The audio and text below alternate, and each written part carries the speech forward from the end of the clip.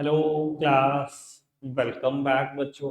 तो प्यारे बच्चों, स्टार्ट करते हैं नया लेक्चर। बेटा, फोर्थ चैप्टर स्टार्ट कर रहे हैं स्टैट्स की थ्योरी का।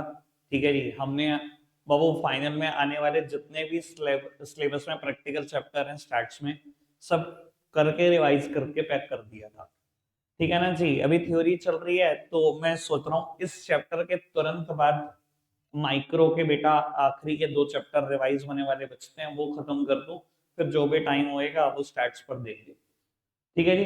बाकी आप कोई कोई स्पेसिफिक चैप्टर रिवाइज कराना चाहते हो तो वो भी बता देना। अभी टाइम है, अभी तो सब कुछ कर सकते हैं। मेरी कोशिश ये रहेगी कि मैं 100% सिलेबस रिवाइज कर दूं।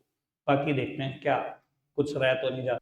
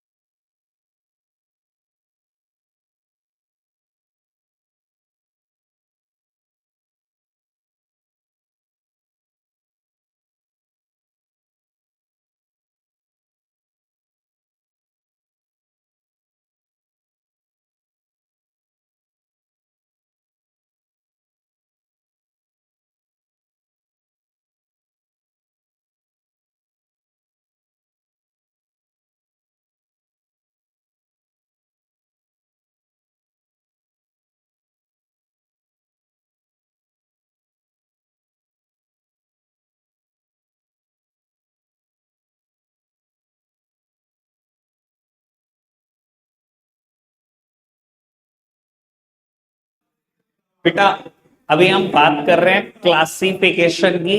बस बिल्कुल चुप। बेटा, अगर मैं कहूं आपका पर्पस ये था, आप एक डेटा इकट्ठा कर रहे थे एक किसी स्कूल से, और वहां आप ये जानना चाह रहे थे कि कौन कौन से बच्चे किस किस एज ग्रुप में और कितनी कितनी ट्यूशन पढ़ते हैं। सर, अगर आप इंडिविजुअल डेटा ले भी आए हो, डेटा कलेक्ट कर भी लाए हो, अगर ढंग से क्लासीफाई नहीं करोगे कोई कंक्लूजन ड्रॉ नहीं कर पाओगे। आपने क्या किया बेटा, उनको क्लासिफाई करना शुरू करा। लेट सपोज ऐसे कि एज ग्रुप 10 to 12 में कितने स्टूडेंट्स हैं, पहले उनकी काउंटिंग लिखी, कितने ट्यूशंस पढ़ते हैं ये लिखा। 12 to 14 एज ग्रुप में कितने स्टूडेंट्स हैं, उन कितनी कितनी ट्यूशन पढ़ते हैं ये लिखना शुरू करा। 14 to 16 में सेम बात। ठीक है जी। 16 to 18 में सेम बात। सर, यहां से आप क्या कर सकते हो, एक बहुत बड़े डेटा को, 3,000 स्टूडेंट है, कितना कंप्रेस करके लिख सकते हो। दिख रहा है कितना कंप्रेस कर दिया मैंने। और बेटा, यहां से एक मीनिंगफुल कंक्लूजन भी जरूर ड्रॉ। तो सर्वे है वो बहुत आसान हो पाएगा। ठीक है जी। तो बेटा, क्लासिफिकेशन यही है, एक बहुत बड़े डेटा को एक कंप्रेस्ड फॉर्म में रिप्रेजेंट करना, उसको डिफरेंट ग्रुप में डिवाइड करना और उससे एक मीनिंगफुल कंक्लूजन ड्रॉ करना। क्लियर है जी बात। बेटा, 4 ऑब्जेक्टिव भी हैं। आपने शायद ये इस पर ध्यान नहीं दिया होगा अभी। ऑब्जेक्टिव भी हैं 4 क्लासिफिकेशन के। पहला objective, to simplify and condense the mass of data. तो वो आपने मास डेटा इकट्ठा किया है, अगर क्लासिफिकेशन उसको सिंप्लीफाई कर ही ना पाए तो क्लासिफिकेशन किस काम का। मैं कहता हूं गवर्नमेंट ऑफ इंडिया ने 140 करोड़ लोगों का डेटा इकट्ठा करा। क्लासिफिकेशन का तो पहला पर्पस यही होना चाहिए, जितना मर्जी मास डेटा हो उसको बहुत सिंप्लीफाई कर दे, बहुत आसानी से समझ में आ जाए पढ़ने वाले को। जैसे कि मैं कहता हूं गवर्नमेंट ऑफ इंडिया ने क्या करा, टोटल पॉपुलेशन को डिवाइड करा, कितने मेल्स है कितने फीमेल्स। फर्दर क्लासिफाई करा, कितने स्किल्ड है कितने अनस्किल्ड है। बेटा, इतना बड़ा कंप्रेस डेटा कितने छोटे से पार्ट में क्लासीफाई हो गया। ठीक है जी, और कितना सिंप्लीफाई लग रहा है सर। पहला पर्पस यही है क्लासिफिकेशन का कि मास ऑफ डेटा कंडेंस लगना चाहिए, सिंप्लीफाई रखना चाहिए। क्लियर है जी बात। बाबू दूसरी और तीसरी बात लगभग सिमिलर है, बस थोड़ा सा तरीका लिखने का ऐसा है कि टीचर का बुद्धू बनता है, मतलब दोनों का सेम ही निकलेगा। बाबू सेकंड वन है objective to explain similarities and dissimilarities of data to facilitate comparison. लगभग एक जैसी बात, लो मैं प्रूव कर देता हूं इस चीज को, ये कैसे सिमिलर है। बेटा आपने देखा इस पर्टिकुलर कैटेगरी में 14 से 16 साल में 9th और 10th क्लास के बच्चे आते हैं, और बेटा ये 16 से 18 में लगभग 11th 12th क्लास के बच्चे आते हैं। आपने देखा कि 9 to 10th की काउंटिंग कितनी है और 11 to 12th की काउंटिंग कितनी है, और वो कितनी कितनी ट्यूशन पढ़ते हैं, आप कंपैरिजन कर पा रहे हो। आपने क्लासिफिकेशन करा तभी तो कंपैरिजन कर पा रहे हो, और इससे ही तो सिमिलैरिटीज और डिससिमिलैरिटीज दिख रही हैं कि ये नंबर ऑफ ट्यूशन एवरेजली दो पढ़ रहे हैं और ये नंबर ऑफ ट्यूशन एवरेजली 3 पढ़ रहा है। यहीं से तो सिमिलैरिटीज और डिससिमिलैरिटीज भी दिख जाएंगे आपको। ठीक है ना जी। तो सिमिलैरिटीज डिससिमिलैरिटीज दिखा देता है क्लासिफिकेशन, या कंपैरिजन बेटा फैसिलिटेट करता है। एक ही जैसी बात, इजी वन। आगे बढ़ जाए बेटा, लास्ट ऑब्जेक्टिव की तरफ बढ़ते हैं। लास्ट ऑब्जेक्टिव कहता है टू स्टडी द रिलेशनशिप। बेटा आपने इकोनॉमिक्स में जितनी भी रिलेशनशिप पढ़ी है ना, सब क्लासिफिकेशन की वजह से ही आसान हुई है। मैं कहता हूं बेटा एक आदमी ना डेटा इकट्ठा करता था फ्रूट्स और वेजिटेबल्स पे, ठीक है जी। उसने क्या किया, एक पर्टिकुलर वेजिटेबल पे स्टडी करना शुरू करा, अनियन समझ लो। उसने देखा जब भी अनियन का प्राइस एक पर्टिकुलर रेंज में होता है कितनी डिमांड आती है, हर बार देखता रहता है, ठीक है जी। और जैसे उसका प्राइस बढ़ता है तब कितनी डिमांड आती है। उसने ये चीज 4 या 5 बार ऑब्जर्व करी, तब उसने देखा जब भी प्राइस बढ़ता है डिमांड गिर जाती है। यहीं से उसने रिलेशन बना दी भैया कि there exist inverse relationship between price of a particular commodity and its quantity demanded. बेटा जितनी रिलेशन बनी है ना बिना क्लासिफिकेशन ऑफ डेटा के बनी नहीं होंगी। डेटा इकट्ठा हुआ होगा, क्लासिफाई हुआ होगा, बार बार स्टडी हुआ होगा, तभी रिलेशन डेवलप होती है। तो क्लासिफिकेशन का एक और ऑब्जेक्टिव है रिलेशन को स्टडी करना। कोई दिक्कत कोई परेशानी? चारों बातें समझ में आई? अभी तक जितनी बातें बहुत ईजी है, सब एग्जांपल से क्लेरिफाई हो गई। आगे बढ़ाते हैं। चैप्टर ना वैसे बहुत ज्यादा आसान है, बहुत ही ज्यादा, शायद कल ही खत्म हो जाए। बाबू अभी मुझे कराना तो है characteristic of a good classification, लेकिन मेरा 5 मिनट के बाद का मुद्दा है। पहले 5 मिनट में बाकी जितना चैप्टर है, जितना मेरा आज का टारगेट है वो खत्म कर दूं, फिर वापसी आऊंगा। जब वापसी आऊंगा समझ जाना आखिरी टॉपिक शुरू होगा। बेटा मेथड ऑफ क्लासिफिकेशन, क्लासिफिकेशन के बहुत सारे मेथड हैं। एक क्लासिफिकेशन का मेथड है ज्योग्राफिकल क्लासिफिकेशन, नाम से समझ में आ रहा है। अगर बेटा आपने कोई डेटा इकट्ठा करा और उस डेटा को क्लासिफाई कर दिया ज्योग्राफिकल टेरिटरी के हिसाब से, रीजन्स के हिसाब से, तो उसे हम बोलते हैं ज्योग्राफिकल क्लासिफिकेशन। जैसे कि बेटा अभी 2024 में हमारे पास कुछ पॉपुलेशन की काउंटिंग आई है। अगर मैं कहूं यूपी में काउंटिंग इतनी है पॉपुलेशन की, एमपी में इतनी है जी, आंध्र प्रदेश में इतनी है जी, पंजाब में इतनी है जी, हरियाणा में इतनी है जी, तो जो मैं क्लासिफिकेशन कर रहा हूं ज्योग्राफिकल टेरिटरी के हिसाब से ही तो कर रहा हूं, इसे तो बोलेंगे ज्योग्राफिकल क्लासिफिकेशन। जैसे कि हमने एग्जांपल भी लिया, 5 स्टेट की पॉपुलेशन है 2011 की। एपी कितनी है, तमिलनाडु कितनी है, राजस्थान कितनी है, कर्नाटका कितनी है, सॉरी ये 4 होगा, गलती से लिखा गया, ठीक है जी। तो बाबू 4 स्टेट को मैंने क्या करा, रीजन वाइज डिवाइड कर दिया, ज्योग्राफिकल टेरिटरी वाइज डिवाइड कर दिया, तो ये है ज्योग्राफिकल क्लासिफिकेशन, इजी वन। उसके बाद बेटा दूसरा नंबर आता है क्रोनोलॉजिकल क्लासिफिकेशन का। बेटा क्रोनोलॉजिकल क्लासिफिकेशन क्या होता है, अगर यही डेटा मैं एक ही टेरिटरी का लूं लेकिन डिफरेंट ईयर्स का ले लूं, तो बेटा इसे बोलेंगे क्रोनोलॉजिकल क्लासिफिकेशन। जैसे कि मान लो मैं दिल्ली की पॉपुलेशन पे एनालिसिस करने जा रहा हूं, दिल्ली की मैंने पॉपुलेशन ली, 2001 में कितनी आई, 2011 में कितनी आई, 2021 में कितनी आई, ठीक है जी। दिल्ली की पॉपुलेशन में टेरिटरी नहीं बदली, इस बार मैंने ईयर बदल दी है, तो इसे हम क्या बोलेंगे बेटा, इसे बोलेंगे क्रोनोलॉजिकल क्लासिफिकेशन, ठीक है जी। लो जी पढ़कर देखना क्रोनोलॉजिकल क्लासिफिकेशन फटाफट से।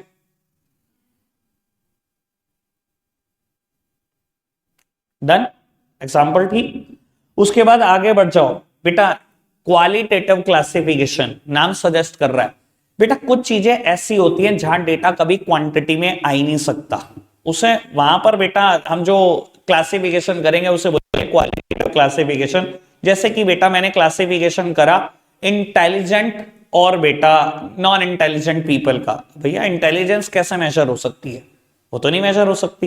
या मैं क्लासिफिकेशन कर रहा हूं रिलीजन के बेसिस पे, कास्ट के बेसिस पे, रिलीजन और कास्ट तो नहीं मेजर हो सकते। तो बेटा ऐसे क्लासिफिकेशन को हम बोलते हैं क्वालिटेटिव क्लासिफिकेशन। ठीक है जी, जहां हम किसी करेक्टरिस्टिक के बेसिस पे क्लासिफाई कर देते हैं और वो करेक्टरिस्टिक मेजर नहीं हो सकती। ठीक है ना जी? किसी की ऑनेस्टी और नॉन ऑनेस्ट पीपल का क्लासिफिकेशन कर दो, भैया ऑनेस्टी मेजर नहीं हो सकती, ईमानदारी नहीं मेजर हो सकती। ठीक है जी, प्यार मेजर नहीं हो सकता बेटा। ठीक है जी, आगे बढ़ जाए। चलो जी बाबू, क्वालिटेटिव क्लासिफिकेशन में भी फर्दर दो तरीके के क्लासिफिकेशन है, सिंपल क्लासिफिकेशन और मैनीफोल्ड क्लासिफिकेशन। 1 मिनट में खत्म करूंगा, सामने देखना बेटा। यहां ना देखो आप, पहले हमने ना फैक्ट्री के वर्कर को एक क्लास में डिवाइड करा, कितने स्किल्ड हैं कितने अनस्किल्ड हैं।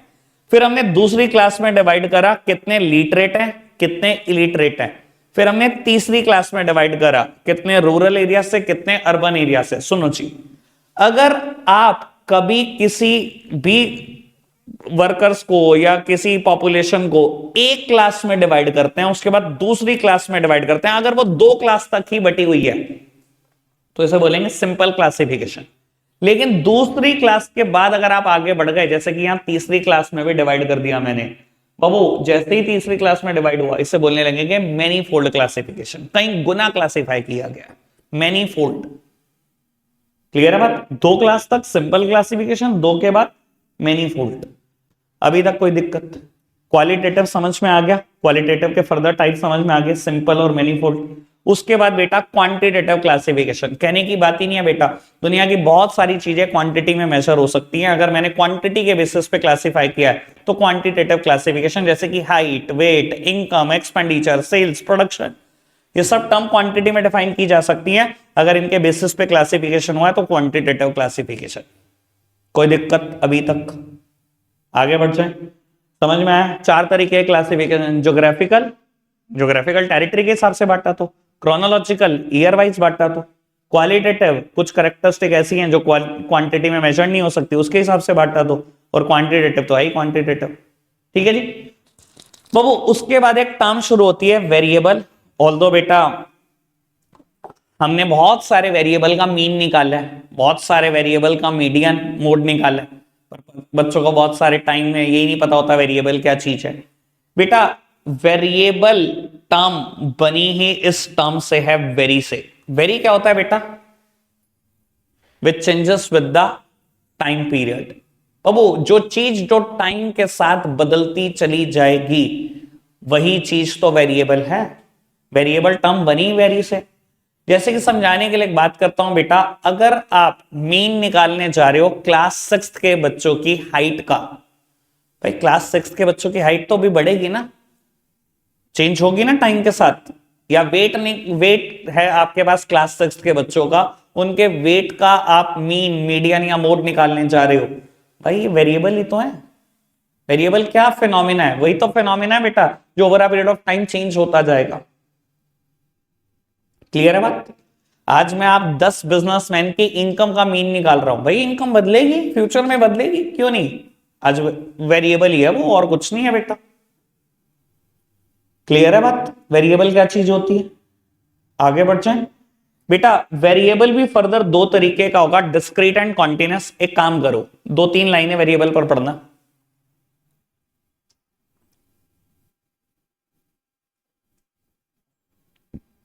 समझ में आई बात? चलो बेटा, वेरिएबल भी फर्दर 2 तरीके का, डिस्क्रीट एंड कॉन्टिन्यूस। मैं पहले ही बोल चुका हूं ये 2 तरीके का होगा। डिस्क्रीट वेरिएबल क्या होता है या कॉन्टिन्यूस वेरिएबल क्या होता है? वो डिस्क्रीट वेरिएबल वो होते हैं जो इंटीजर्स में डिफाइंड होते हैं, ना कभी इनको फ्रैक्शन में डिवाइड किया गया, क्लासिफाई किया गया, ना तो इनको बेटा पॉइंट्स में क्लासिफाई किया गया। इनको पॉइंट में रिप्रेजेंट नहीं किया जा सकता, इनको बेटा फ्रैक्शन में रिप्रेजेंट नहीं किया जा सकता। ये सिर्फ इंटीजर ही हो सकते हैं, सिर्फ एक होल नंबर हो सकते हैं। जैसे कि बेटा नंबर ऑफ चिल्ड्रंस। आपका एनालिसिस है बेटा, आपका सर्वे है किसी चीज पर, ठीक है ना जी, आप बहुत सारी फैमिलीज में जा रहे हो और वहां पर देख रहे हो कि कितने चिल्ड्रन है आपके घर में, 1 2 3 4, ऐसा तो नहीं है 3.5 बच्चे हैं आपके घर में, ऐसा तो नहीं हो सकता ना। तो बेटा ये चीजें पॉइंट में नहीं हो सकती, फ्रैक्शन में नहीं हो सकती, तो ये बेटा डिस्क्रीट वेरिएबल है। ठीक है जी। उसके बाद बेटा कॉन्टिन्यूअस वेरिएबल क्या है? कॉन्टिन्यूअस वेरिएबल बाबू ये इसको आप फ्रैक्शन में रिप्रेजेंट कर सकते हो, डेसिमल में रिप्रेजेंट कर सकते हो, किसी का वेट किसी की हाइट फ्रैक्शन और पॉइंट में हो सकती है। वेट हो सकता है ना बेटा, आप में से कुछ का हो भी सकता है ऐसा 56.3, क्यों नहीं हो सकता? पॉइंट में वेट नहीं हो सकता? हो सकता है ना, पक्की बात। वेट और हाइट हो सकता है, प्रोडक्शन सेल्स हो सकता है पॉइंट में, वो सब कॉन्टिन्यूअस वेरिएबल है बेटा। जैसे कि यहां पर दिखता है, आपको याद भी होगा, इसको हम कॉन्टिन्यूअस सीरीज भी बोलते हैं, याद है ना, कॉन्टिन्यूअस सीरीज भी तो बोलते हैं इसको, कल करूंगा वैसे मैं इसकी बात नहीं, मेरा कल का टॉपिक है। बाबू अगर 40 to 45 लिखा है, हर कॉन्टिन्यूअस वेरिएबल की एक स्पेसिफाइड रेंज है, यहां 40 से लेकर 44.9 तक सब कुछ आ जाएगा। ठीक है ना जी, जिसका भी वेट 40 से लेकर 44.99 ही कह देता हूं मैं, आएगा, सब कुछ आ जाएगा इसके अंदर ही, है ना, इस स्पेसिफाइड रेंज के अंदर अंदर जितने वेट है सब आ जाएंगे। ठीक है जी, फ्रैक्शन में है, पॉइंट में है, इंटीजर है, सब आ गया, कोई दिक्कत तो नहीं। आगे बढ़ जाए बाबू, बस अब आ जाओ वापसी उसी टॉपिक पर जो टॉपिक छोड़ा है, characteristic of a good classification. अब पता तो लगे क्या होगा, कितनी देर का मुद्दा बचा है मेरे पास। ठीक है जी, आसान है आज का मुद्दा, सब अच्छे से बिल्कुल क्लियर हो गया। चलो खैर फिर आगे बढ़ाते हैं। Characteristic of a good classification, एक अच्छे क्लासिफिकेशन में क्या क्या कैरेक्टरिस्टिक होनी चाहिए? सबसे पहले बेटा होमोजेनिटी। बेटा जितनी भी क्लासेस डिवाइड हुई हैं सारी क्लासेस होमोजीनियस होनी चाहिए। कहने का मतलब क्या बेटा, अभी मैंने क्लासेस में डिवाइड किया था, ये सारी क्लासेस होमोजीनियस हैं? अगर आप ये सोचो, ऐसे कर दो 10 to 16, फिर 17 18, और फिर कह दो मैं 19 to 22, भाई ये तो होमोजीनियस क्लासिफिकेशन नहीं है। एक अच्छा क्लासिफिकेशन तो वही है जहां सारी क्लासेस इक्वल दिखे, एक जैसी दिखे, होमोजीनियस दिखे। सिंपल बात। आगे बढ़ जाओ जी बेटा। उसके बाद है सुटेबिलिटी। सुटेबिलिटी की बात यह, देखो बेटा मैं सुटेबिलिटी को ना एक और पॉइंट से लिंक कर देता हूं, वो होना चाहिए कॉम्प्रिहेंसिव। एक मिनट सामने देखना प्लीज बेटा, जब भी डेटा इकट्ठा करो तो डेटा हमेशा कॉम्प्रिहेंसिव इकट्ठा करो। कॉम्प्रिहेंसिव मतलब एग्जॉस्टिव, आज ही पूछ लो सब कुछ जो पूछना है। लेकिन जब क्लासेस में डिवाइड करो ना बेटा, तो हमेशा अपना पर्पस देखो, पर्पस के हिसाब से ही क्लासिफिकेशन करो। कहने का मतलब क्या, सुनो जी बेटा, मान लो मेरा पर्पस तो सिर्फ ये देखना है कि ट्यूशन कितनी पढ़ता है बच्चा और किस एज ग्रुप का। ठीक है जी, लेकिन मैंने डेटा उनसे बहुत कुछ इकट्ठा करा कि पॉकेट मनी कितनी मिलती है, खर्चा कितना करते हो, 10-15 डेटा इकट्ठा करा। तो डेटा हमेशा एग्जॉस्टिव इकट्ठा करो, कॉम्प्रिहेंसिव इकट्ठा करो। लेकिन सुटेबिलिटी में आपको क्या लिखना है? सुटेबिलिटी में लिखना है क्लासीफाई हमेशा उस हिसाब से करो जो आपका पर्पस है। ठीक है जी, मैंने डेटा सारा इकट्ठा करा, लेकिन मैंने उसको क्लासीफाई हमेशा उतने ही पार्ट में करना है जो मेरे पर्पस को सूट करे, मेरे ऑब्जेक्टिव को सूट करे। ठीक है ना जी। अगर भैया ऑब्जेक्टिव ट्यूशन पढ़ाने वाला और मैं यहां लिख रहा हूं कितनी इनकम मिलती है बच्चे को, पॉकेट मनी कितना वो एक्सपेंडिचर करता है, अगर सब कुछ लिखूंगा तो भैया बेकार है, कोई नहीं पढ़ने वाला। ठीक है जी, इकट्ठा करते टाइम बिल्कुल एग्जॉस्टिव हो जाओ, क्लासिफाई करते टाइम पर्पस पे डिपेंड रहो बस। ठीक है, मैं एक बार ये दोनों बातें पढ़वाऊंगा जरूर, लेकिन मुझे पहले खत्म करने दो। या एक काम करो, पढ़ना सुटेबिलिटी, फटाफट से पढ़ दो, एग्जाम्पल बहुत कुछ क्लियर कर देगा।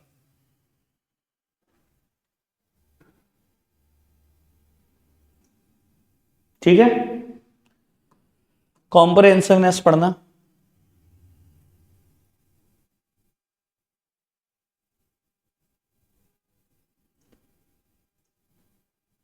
ठीक है जी, कॉम्प्रिहेंसिवनेस में ना एक बात और भी सोच सकते हो, जैसे मैंने बोला डेटा एग्जॉस्टिव होना चाहिए। अब मान लो आज आप स्कूल में सर्वे करने गए, 3000 में से बेटा 60 बच्चे एब्सेंट थे। ठीक है जी, आप डेटा ले आए 2940 का। अब ये नहीं कि मैं अगली बार जाऊंगा ही नहीं, मैं क्यों लाऊं 60 बच्चों का डेटा, छोड़ दो, बस इसी पे हो गया एनालिसिस जो होना था, ये नहीं। ठीक है जी, कोई भी आइटम छूटनी नहीं चाहिए बेटा। एग्जॉस्टिव की बात तो ये कंप्लीट करो, कॉम्प्रिहेंसिव डेटा दो फिर तो। ठीक है, आगे बढ़ सकते हैं बेटा। उसके बाद फिफ्थ पॉइंट आता है इलास्टिक। इलास्टिक मतलब फ्लेक्सिबिलिटी। बेटा क्लासिफिकेशन का पर्पस अगर बदल गया है तो आप डेटा को भी तुरंत बदल पाओ, इतना फ्लेक्सिबल होने चाहिए हो आप, क्योंकि आपने डेटा सारा इकट्ठा करा। अगर आप अभी तक पर्पस ट्यूशन देखना था कि कौन कितनी ट्यूशन पढ़ता है, तो मैंने तुरंत क्लासिफिकेशन उसके हिसाब से करा। अब पर्पस थोड़ा बदल गया मेरा, मैं तो पॉकेट मनी भी देखना चाहता हूं, तो भैया क्लासिफिकेशन तुरंत बदल दो। क्लासिफिकेशन फ्लेक्सिबल होना चाहिए आपका, तभी वो अच्छा क्लासिफिकेशन है। ठीक, और last one is clarity. Babu clarity का मतलब यह है कि आपको पता होना चाहिए कौन सा डेटा किस क्लास में जाएगा। इधर देखना, अगर कोई बच्चा एग्जैक्टली 16 साल का है, कौन सी क्लास में जाएगा? वैसे आप मीन निकाल चुके हो तो पता ही होगा, बाबू इसी क्लास में जाएगा ना। हम नहीं लेंगे ना इस क्लास में, 16 नहीं आता ना इस क्लास में, अगर बताओ तो। अगर कोई 12 साल का तो भाई ये नहीं जाएगा ना, इसी क्लास में जाएगा ना। तो ये पता होना चाहिए। मान लो मैं डेटा ऐसे भी इकट्ठा कर रहा हूं कि मैं देख रहा हूं दिल्ली डिस्ट्रिक्ट में कितने गांव आते हैं, आगरा डिस्ट्रिक्ट में कितने आते हैं, सहारनपुर डिस्ट्रिक्ट में कितने आने चाहिए, तो मुझे क्लैरिटी भी तो होनी चाहिए ना कि ये गांव दिल्ली में आता है कि नहीं आता। कहीं और चिपका दोगे तो सब खत्म ही तो हो जाएगा। क्लियर है जी बात? यही लिखा हुआ है क्लैरिटी में, और कुछ भी नहीं लिखा हुआ। लो पढ़कर खत्म करो, पैक कर।